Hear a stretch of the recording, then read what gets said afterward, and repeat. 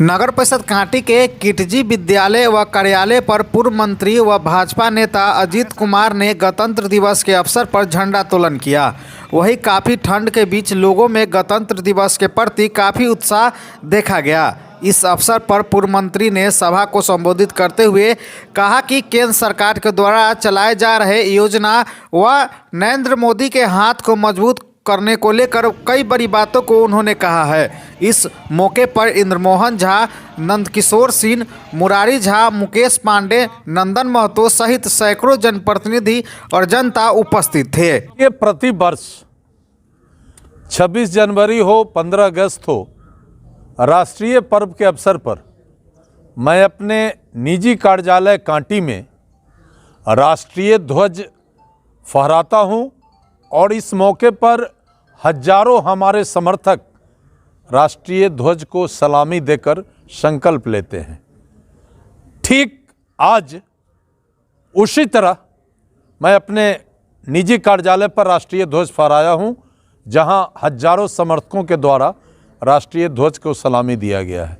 यह दिन हमारे लाखों पूर्वजों के शहादत के उपरांत हमें प्राप्त हुआ है। हम इस दिन को कैसे अक्षुण्ण बनाए रखें, यह दिन हम सब के लिए उत्साह के साथ कैसे प्रतिवर्ष आवे, यह दिन हमारे राष्ट्र का पहचान कैसे बना रहे, हम इसके लिए संकल्पित हैं और इसी संकल्प के साथ हम इस अवसर को हर्षोल्लास के साथ मनाते हैं। आज हमारा देश दुनिया का सबसे विकसित देशों के श्रेणी में आगे आ गया है।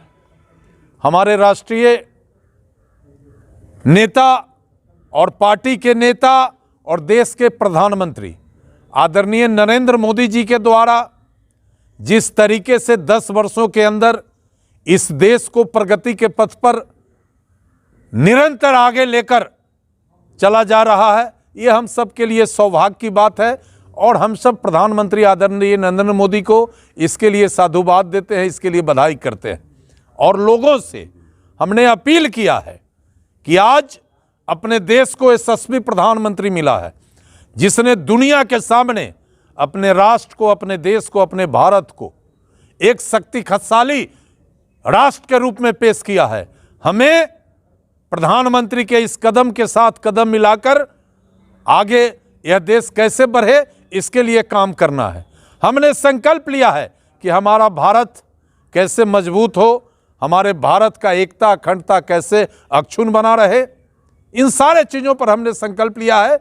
और आने वाले दिनों में हमारा देश भारत आर्थिक रूप से कैसे समृद्ध हो, हमारी आर्थिक स्थिति कैसे आगे बढ़े, हम इसके लिए भी लोगों के बीच चर्चा करके ये उनको अपील किया है कि इसको निश्चित रूप से आप अपने ध्यान में रखें।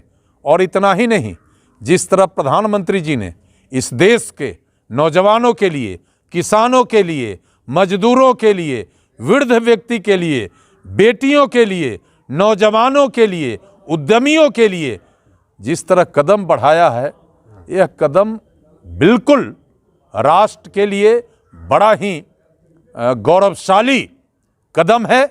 और हम इस कदम के लिए प्रधानमंत्री के प्रति आभार व्यक्त करते हुए और लोगों से कहा है कि इस देश के प्रधानमंत्री जी ने जो आम लोगों के हित में योजना चला रहे हैं, सारे योजना का लाभ उठाइए और इस देश को आगे बढ़ाने में अपनी अहम भूमिका निभाइए। जहां तक बिहार का मामला है, यह राज्य आपसी द्वंद्व, राजनीतिक कलह के कारण दिनों दिन यह राज्य पिछड़ते जा रहा है। बिहार का नेतृत्व बिल्कुल इस प्रदेश को आगे बढ़ाने में विफल रहा है। इसलिए लोगों से हमने ये भी आग्रह किया है कि आने वाले दिनों में बिहार देश के अन्य राज्यों की तरह आगे बढ़े, इसके लिए हम सबको भी काम करना है, संकल्प लेना है। और दबाएं बेल आइकन हमारे वीडियो सबसे पहले देखने के लिए।